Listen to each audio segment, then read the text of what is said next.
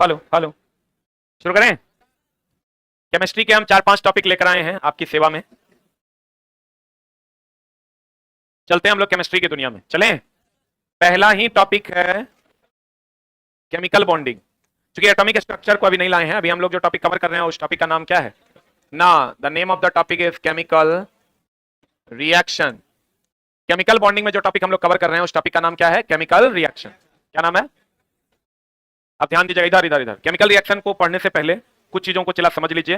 एक चीज और ध्यान रखिएगा, इस सप्ताह में कंप्लीट सारा टॉपिक आपका फिनिश हो जाएगा। ठीक है, सारा मैथ रीजनिंग सब टीचर को बोल दिए हैं कि इस सप्ताह में आपका कंप्लीट करवा देंगे। ध्यान से समझने की कोशिश कीजिएगा। The name of the topic is chemical reaction. ठीक है ना। केमिकल रिएक्शन अलग अलग प्रकार का होता है। पहला जो होता है वो होता है संयोजन अभिक्रिया। कौन अभिक्रिया? संयोजन अभिक्रिया। थोड़ा सा जो कहीं कहीं पर फंसने वाला मामला है ना, उसी को हम लोग इसमें हाईलाइट करने वाले हैं। संयोजन अभिक्रिया का दूसरा नाम संश्लेषण अभिक्रिया भी है। डेली आपको इसका सवाल मिलता होगा टेस्ट में। संश्लेषण अभिक्रिया भी है।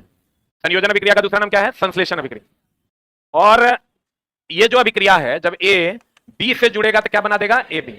इसके बारे में कुछ चीजों को आप थोड़ा सा डीप में समझने की चेष्टा कीजिएगा। इसमें एकल उत्पाद बनेगा। आप रिएक्शन पहचान ही नहीं पाते हैं कि यह किस टाइप का रिएक्शन है, उसी पर हम लोग ध्यान केंद्रित करेंगे आज की कक्षा में। ये एकदम सिंगल उत्पाद बनेगा। आप कहेगा कैसे? जैसे H2 प्लस O2 बराबर H2O, एकदम सिंगल उत्पाद बनेगा, डबल ट्रिपल नहीं बनेगा। यानी H2O plus Cl2 plus O2 उस टाइप का नहीं बनेगा। क्या बनेगा? क्या बनेगा? ये ध्यान रखना, ये केवल यही रिएक्शन है जिसमें सिंगल उत्पाद बनता है, बाद बाकी किसी में बनता नहीं। नहीं समझा होगा? ध्यान से समझना। जैसे अगर मान लो कि आपको हम रिएक्शन देते हैं BaSO4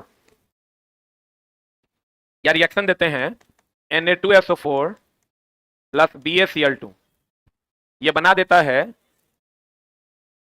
NaCl प्लस BaSO4।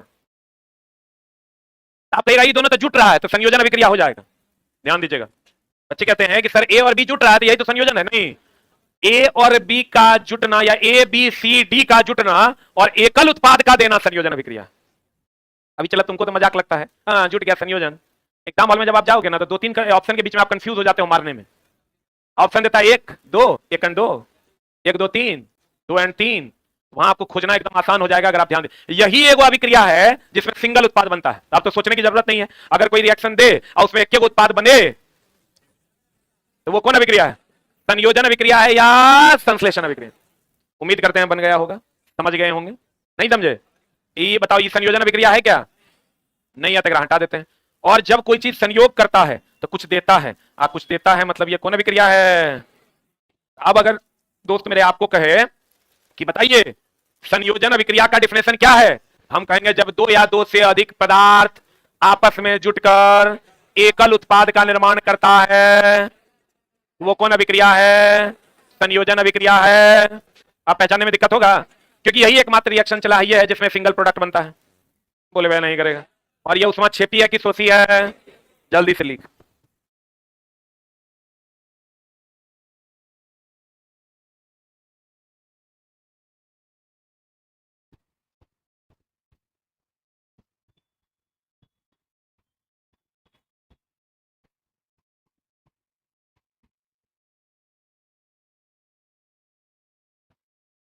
हो गया? जल्दी लिख।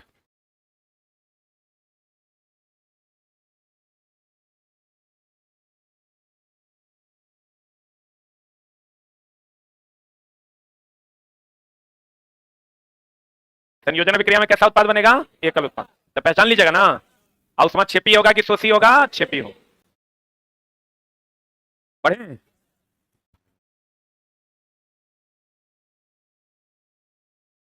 पढ़े? अब देखो, एक होता है वियोजन अभिक्रिया। कौन अभिक्रिया? वियोजन अभिक्रिया। अब वियोजन अभिक्रिया का ही दूसरा नाम अपघटन अभिक्रिया है। कौन अभिक्रिया है? कौन अभिक्रिया है? अपघटन। वियोजन अभिक्रिया का दूसरा नाम क्या है? अपघटन। इसमें सिंगल उत्पाद दो या दो से अधिक उत्पाद में बदल जाता है। एक उत्पाद, हाँ उत्पाद का मतलब यहां प्रोडक्ट है। एक अभिकारक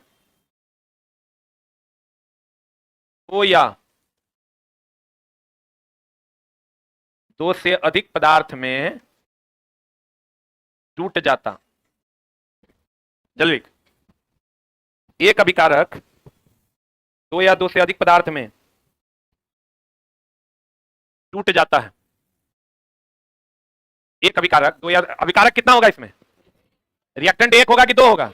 एक होगा, तब वो टूटेगा, तो उसी को हम लोग क्या कहेंगे? कौन अभिकारक? वियोजन अभिक्रिया। वियोजन अभिक्रिया को कहीं दूसरा नाम क्या है? अपघटन अभिक्रिया। बताओ, चला चीनी को टूटना है तो वियोजित होना, तो उसमें लेगा कि देगा? देगा। लेगा, गरमाएगा तब ना टूटेगा। तो कहते हैं दोस्त मेरे, ये ऊष्माशोषी अभिक्रिया है। कौन अभिक्रिया है? कौन अभिक्रिया है? ऊष्माशोषी अभिक्रिया है। बाप रे, बहुत स्लो लिखते हैं जी आप लोग। अरे बाप रे बाप। कौन अभिक्रिया ये? ऊष्माशोषी। अब देखो, चला लात खा जाएगा, आगे में बैठल है, हंसता है। मोबाइल कहाँ है तुम्हारा? लाओ, व्हाट्सएप खोल के तो नहीं देना, व्हाट्सएप खोल के दो ना।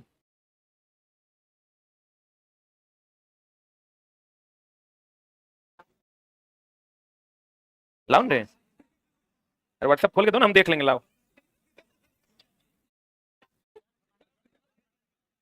बोलो, अरे बहुत मार मारेंगे। Stand up. और चला हाथ नहीं चल रहा है और एक लाइन को 3 बार देख के लिख रहा है, कर मतलब कहीं फसल है। बोल के लाओ। अभी फिर तो मेरा गुस्सा नहीं देखा है, अभी मेरा पासवर्ड ही नहीं याद आ रहा है। उसको क्या डिलीट कर रहा है?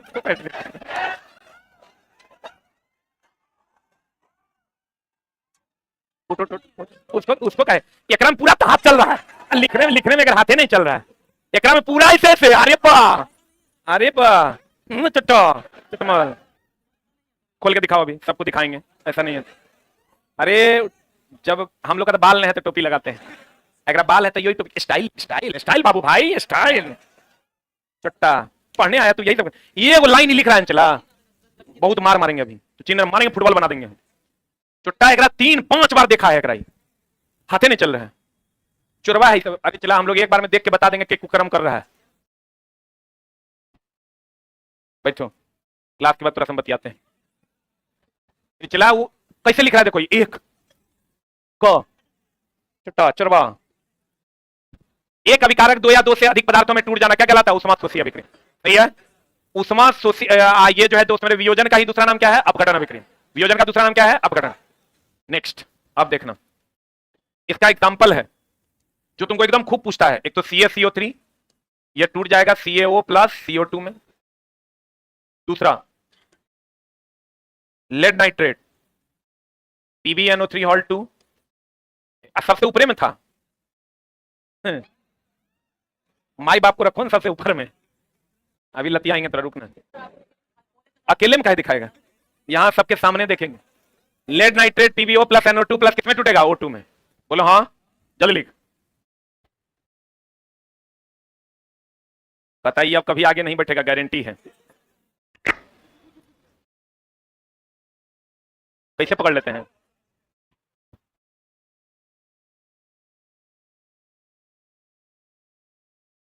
देखो चला, ई है लेड एसीटेट। कभी कभी क्वेश्चन पूछता है लेड एसीटेट कि बताइए लेड नाइट्रेट के बदले हम लोग क्या यूज करते हैं? Lead acetate. चला आंख में दिखता, बोलो ना, हम ये लड़की लोग में भी कई को क्या है, कई को नहीं है, हम देख के बता देंगे।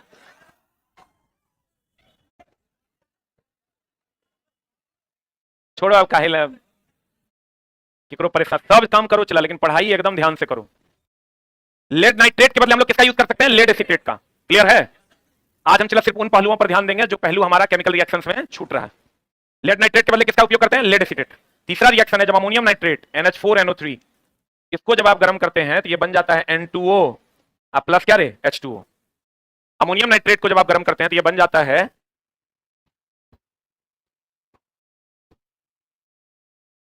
N2O plus H2O। पढ़े? NH4NO3 N2O प्लस H2O में बढ़ जाएगा। हो गया?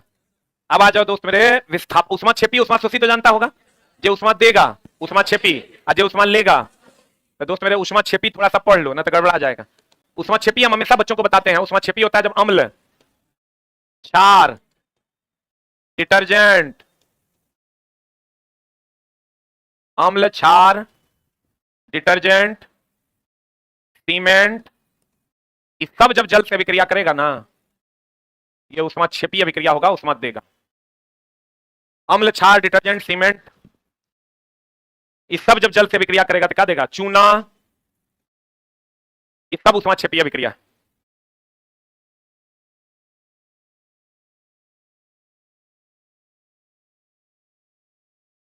हो गया। अब देखो चला, एक जो आप नहीं पढ़े ऊष्मा शोषी फिर नहीं पूछेगा। सोडियम, एक होता विद्युत अपघटन विधि। कौन विधि?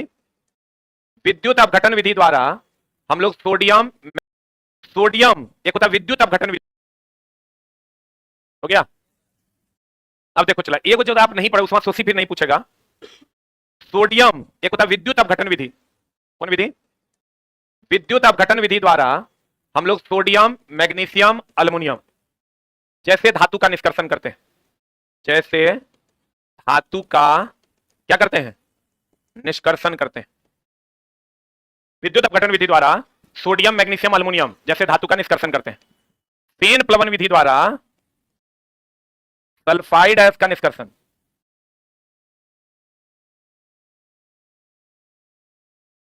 सल्फाइड अयस्क का निष्कर्षण, फेन प्लवन विधि द्वारा सल्फाइड अयस्क का निष्कर्षण। ये जो चला है, हाँ जी, ऊपर कर दें। हो गया? अरे हुआ।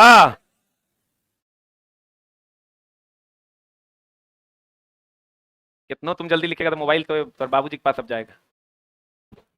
हाँ,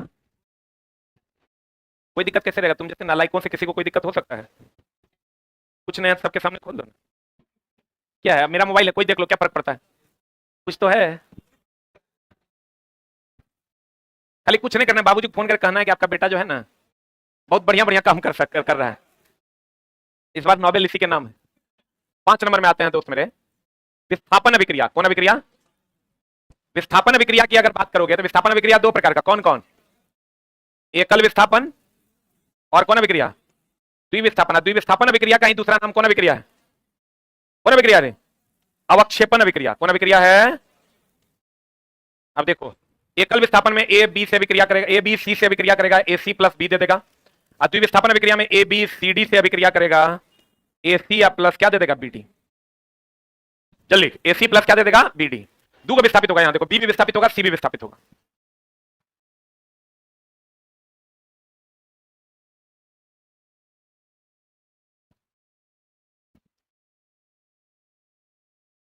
ए बी सी से अभिक्रिया करेगा, ए सी प्लस बी देगा।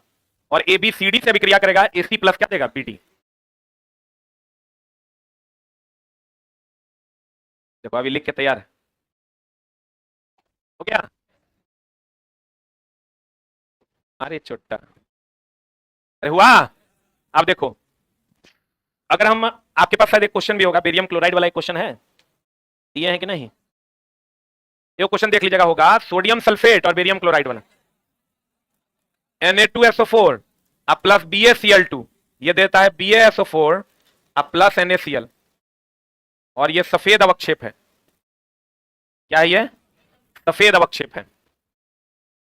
Na2SO4 BaCl2 से विक्रिया करेगा, BaSO4 प्लस NaCl दे देगा। और ये BaSO4 कैसा अवक्षेप है? सफेद। ये द्विविस्थापन अभिक्रिया भी है, अवक्षेपण भी है। लेकिन अगर दोनों ऑप्शन में दे देगा तो क्या मारेंगे? अवक्षेपण। क्या मारेंगे?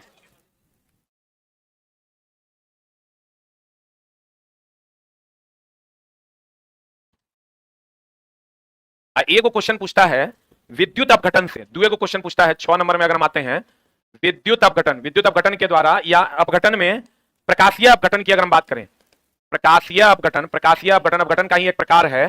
तो प्रकाशीय अपघटन में राते में क्वेश्चन था, AgCl2 प्रकाश की उपस्थिति में क्या बना देगा? Ag plus plus plus 2Cl minus. और इसका रंग कैसा होता है?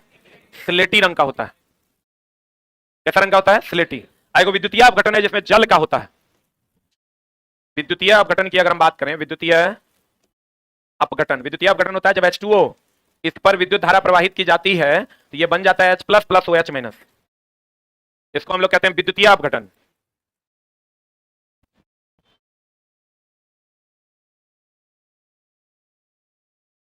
क्या कहते हैं इसको? विद्युतीय अपघटन, जब H2O H प्लस और OH माइनस में टूट जाता है।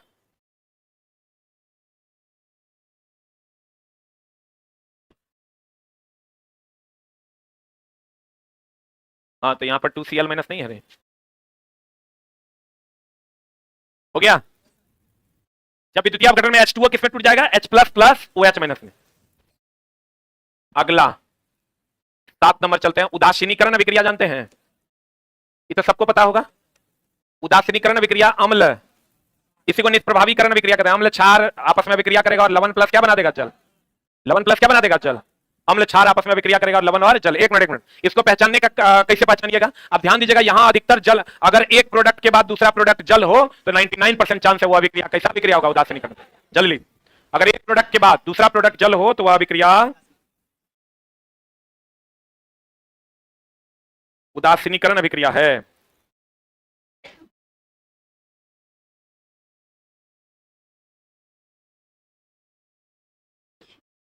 जब एक प्रोडक्ट के बाद दूसरा प्रोडक्ट क्या हो, जल हो, तो वो कौन अभिक्रिया है, उदासीनीकरण अभिक्रिया।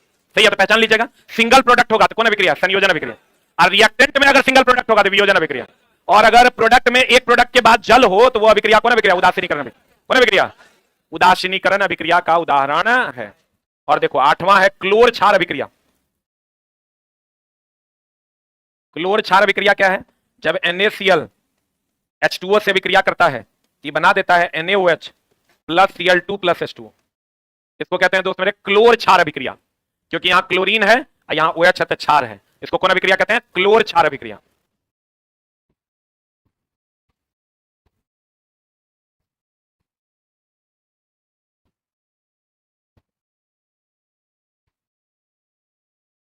कौन अभिक्रिया कहते हैं, क्लोर क्षार अभिक्रिया के नाम से जानते हैं।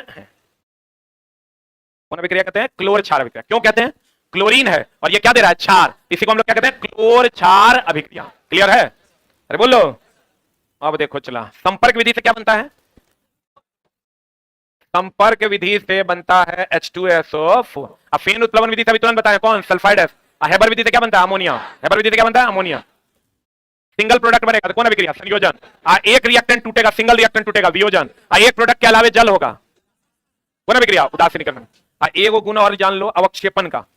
अवक्षेप की अगर हम बात करें तो अवक्षेप में बेरियम सल्फेट BaSO4 का अवक्षेप कैसा होता है, सफेद। लेड आयोडाइड का अवक्षेप कैसा होता है, पीला ना। लेड आयोडाइड का अवक्षेप कैसा होता है, पीला। और अवक्षेप कैसा होता है, ठोस। ठोस रूप में होता, बताओ ठोस यानी पत्थर से कभी गैस निकलेगा, तो अवक्षेप से गैस नहीं निकलता। क्या नहीं निकलता, गैस नहीं निकलता, गैस नहीं निकलता। और यह अघुलनशील है जल में कि घुलनशील है, जल में अघुलनशील है। ये वो चीज और ध्यान रखना, कैल्शियम ब्लीचिंग पाउडर जिसको आप कहते हैं CaOCl इंटू Cl, फीका पीला पाउडर है। कैसा पीला पाउडर है, फीका पीला पाउडर है। आंशिक रूप से जल में घुलनशील है, आंशिक रूप से जल में घुलनशील है। कैसा पाउडर है, फीका पीला। कौन गैस देता है, अरे कौन गैस देता है, क्लोरीन गैस देता है।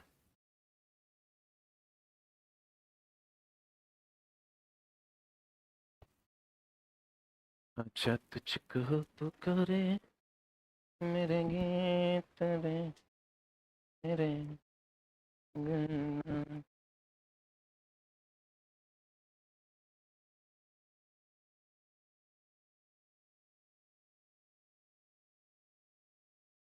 हो गया, ब्लीचिंग पाउडर जल में पूर्ण रूप से कि आंशिक रूप से, आंशिक रूप से घुलनशील होते हैं। बढ़े, अरे बढ़े हो, अरे बढ़े हो। अब बताइए, ये बोला नहीं रे, 1 घंटा से लिखेगा, यहां हम बैठल रहेंगे, जल्दी जल्दी लिखना। बताओ, जलीय पोटेशियम आयोडाइड तथा जलीय लेड नाइट्रेट, एनसीईआरटी एग्जाम्पलर का क्वेश्चन है। लेड नाइट्रेट किसके किसके बीच अभिक्रिया हो रहा है, PbNO3 ऑल 2 प्लस किसके बीच, लेड आयोडाइड। हाँ पोटेशियम आयोडाइड, पोटेशियम आयोडाइड ना, ये बना देता है दोस्त मेरे PbI2 प्लस KNO3।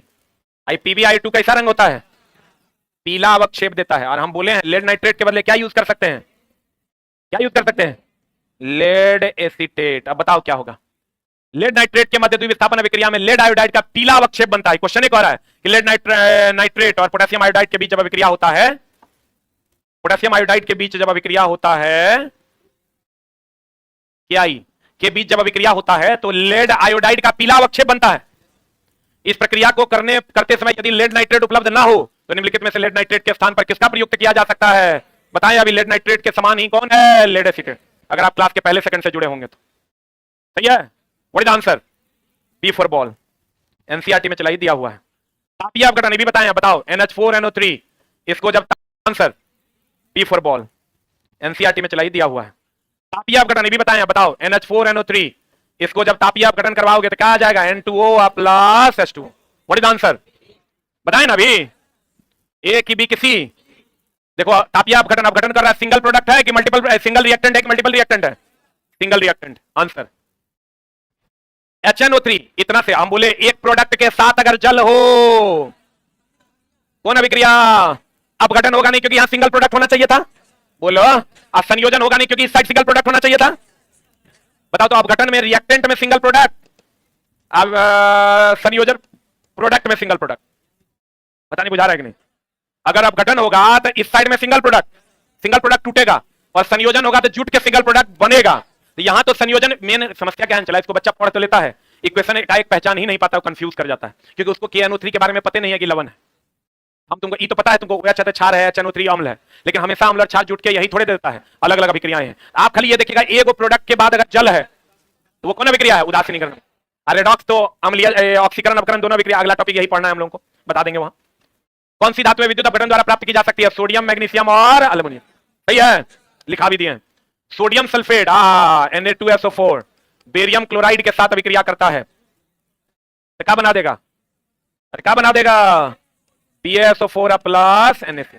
बताओ क्या होगा? हम बोले थे ये द्विविस्थापन अभिक्रिया होगा। ये तो सफेद अवक्षेप न देता है। हम अभी आपको क्या पढ़ाएं कि सफेद अवक्षेप देता है, अवक्षेपन अभिक्रिया है, लेकिन ये एक प्रकार का अवक्षेपन अभिक्रिया, द्विविस्थापन अभिक्रिया भी तो है। What is the answer? C. अगर अवक्षेपन रहता तो पहला ऑप्शन की दूसरा ऑप्शन, पहला ऑप्शन क्या होता? अवक्षेपन। अवक्षेपन नहीं है, इसलिए दूसरा ऑप्शन क्या हो जाएगा? द्विविस्थापन अभिक्रिया।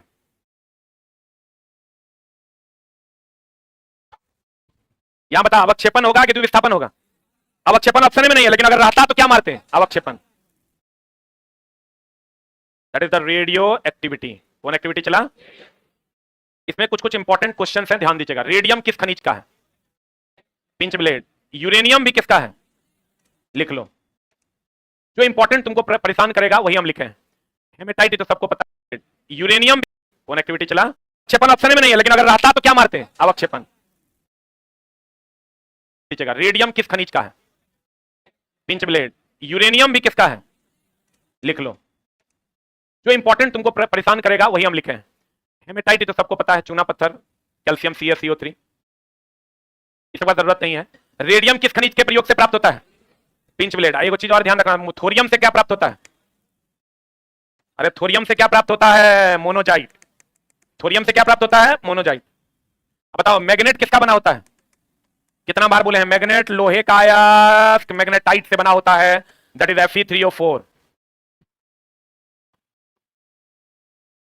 Thorium, monazite. मैग्नेट किसका बना होता है? मैग्नेटाइट का। मैग्नेट किसका बना होता है? मैग्नेटाइट का। मैग्नेट किसका बना होता है? मैग्नेटाइट का।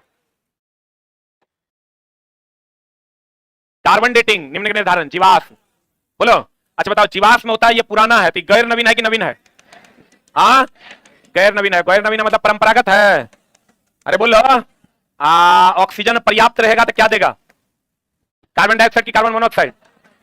ऑक्सीजन अपर्याप्त रहेगा तब, अपर्याप्त रहेगा तो क्या दे देगा?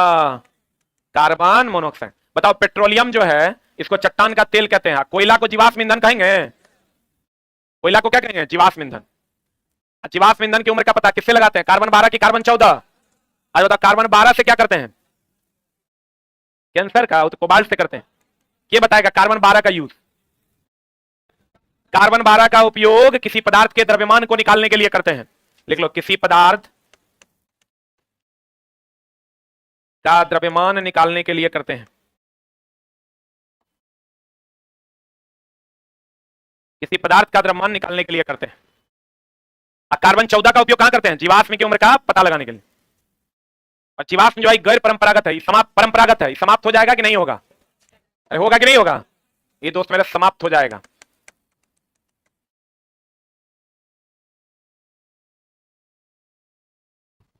आ रहा है तोर मैसेज? हाँ करण नहीं सर, अभी घर में लोग हैं। हाँ रात में ब्रेकअप हुआ है। ये ब्रेकअप कुछ होता है? रात में, रात जब होने लगता है 3-4 बजे आता नींद लगता है, लोग ब्रेकअप कर लेता है। अब भोरे फिर शाम होते होते 4 बजे तक जो है सब एक दूसरे की जरूरत है, कोई उपाय नहीं है। हो गया। कार्बन 14 से जीवाश्म की उम्र का पता, और कार्बन 12 किसी पदार्थ का द्रव्यमान निकालने के लिए उपयोग करते हैं। किसका उपयोग करते हैं? कार्बन 12। अगला प्रश्न आपके स्क्रीन पर, हाल ही में इस सब चला नया टाइप का क्वेश्चन है, कौन सी खोज विज्ञान के क्षेत्र में बड़ी सफलता के रूप में जाना गया? गुरुत्वाकर्षण तरंगों की का पता। यह कंप्लीट नए तरीके से पता लगाया गया है और नया चीज है। पता निम्नलिखित में से कौन सा सुमेलित नहीं? इसको चला, इसे याद करने का इसका एकदम सिंपल सा तरीका है कि आप दैनिक जीवन की चीजों से इसको याद कीजिए। यूरेनियम नाभिकीय रिएक्टर, आयोडीन घेगारों के उपचार, आयरन की कमी से क्या होता है? एनीमिया, कोबाल्ट से क्या होता है? कैंसर, सोडियम से ब्रेन ट्यूमर, सोडियम से रक्त का थक्का का पता, और आर्सेनिक से ब्रेन ट्यूमर। तुमको दुए को परेशान करेगा, एगो सोडियम आएगो कौन? आर्सेनिक। सोडियम से लिख लो रक्त का थक्का, यही बच्चा को याद नहीं रहता, यही पूछता है। रक्त का थक्का का पता लगाते हैं। आर्सेनिक की अगर हम बात करें तो ये ब्रेन ट्यूमर का पता, ब्रेन ट्यूमर का पता।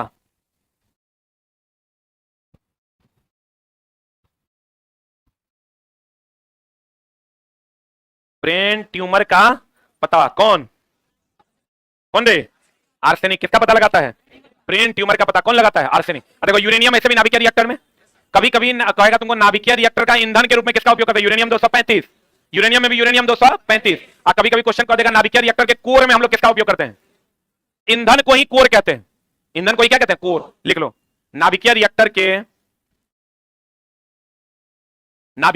के ईंधन या कोर में, नाभिकीय रिएक्टर के ईंधन या कोर में, ईंधन को ही क्या कहते हैं? कोर में किसका उपयोग करते हैं? यूरेनियम का उपयोग करते हैं। यहां लिखो,